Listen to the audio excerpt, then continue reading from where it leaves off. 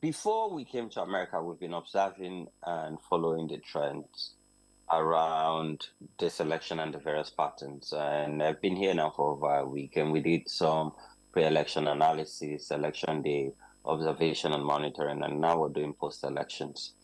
And I think Trump's messaging was really clear from onset. And I think this resonated with the American people. And also, mind you, the Gen Zs were really targeted. So when I said the Gen Zs, the younger people, the first-time voters, we even went to some campuses here in America just to talk to some of these first-time voters. And Trump's message was clear. Mind you, Kamala Harris' messaging was not really clear.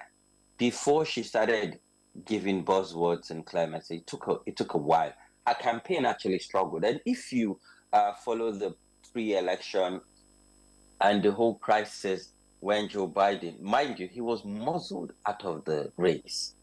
If you watch his body language and his speech, you would know that he was not happy. You would know that some leaders of the party have muzzled him out. And if you notice, it wasn't the party that nominated Kamala Harris. They were just also muzzled into accepting her because they didn't expect that Biden, when he was being muzzled to uh, reject himself from the race, they didn't know he was going to endorse her. Mind you, he also took some, some role by the Obamas to also get her to win popular support in the party. So that turmoil took a lot of time for them to settle, and then she got her messaging right. And mind you, Donald Trump's campaign team, because most time again, you need to look at who are the people leading this campaign. They're seasoned campaigners, they have experience, and Donald Trump sort of control and lead narrative. He's good with his messaging. He used a lot of data and targeting this messaging to different states, different demographies, and even young people. But I think for me, ultimately, as I follow these trends and patterns, is what are the lessons for Nigeria and Africa? And I agree, Ambassador talked about looking inwards. And I think this is a call to action. Yes, I read President Bola Ahmed Tinubu's message, congratulatory message, and I like how he was clear and direct to President-elect Donald Trump. But I think beyond this is to look at what are our existing ties with the American people and the American government. And I'm glad we have a new Minister for Trade and Investment. The thinking has to change and has to shift around what are these trade agreements? What are the benefits for Nigeria?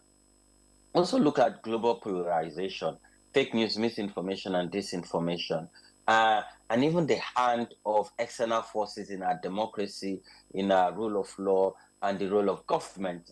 Because again, when you look at all of this protests that Nigerian young people have jumped on, there's a lot of lessons to learn on this. So now African Union, but as we even discuss, let's even talk about ECOWAS, because when you look at the crisis around the sub-region, because Nigeria is in the middle of all of this, and there's already a global conversation around we need a pact that works, both regionally, continental-wise, and even the world at large. Also, interestingly, it was during Donald Trump's time that the United Nations came out because of Donald Trump's speech that they have to now institute a reform. So I think we should expect a lot from Donald Trump in terms of, shaking the global economy, but also shaking the global politics and the context of how we do things and how things should be. And we know that we need peace. And this peace transcends beyond even Nigeria, peace and stability and security. And we know again, America, has world power weapons. Nigeria also rely on America, not only on trade and investment, but also training and also hardware, when it has to do with security. So there is a whole lot to unpack here. But I think also the Minister of Foreign Affairs needs to jump in front of this.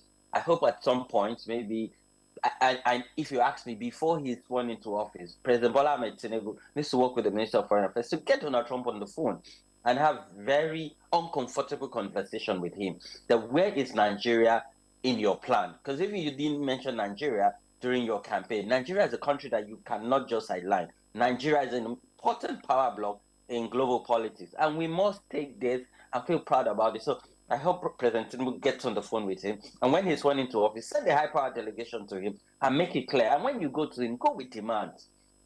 Go with demand, because again, global politics is about negotiation. You have to give something and you have to take something, and we must take something to them, demand what is needed to ensure stability, not just in Nigeria, but the sub region. Because when you look at the politics around sub Saharan Africa, it is really sensitive and it is timely for us to jump in front of this. And I hope Donald Trump's leadership will bring peace to the world. Look at the madness happening.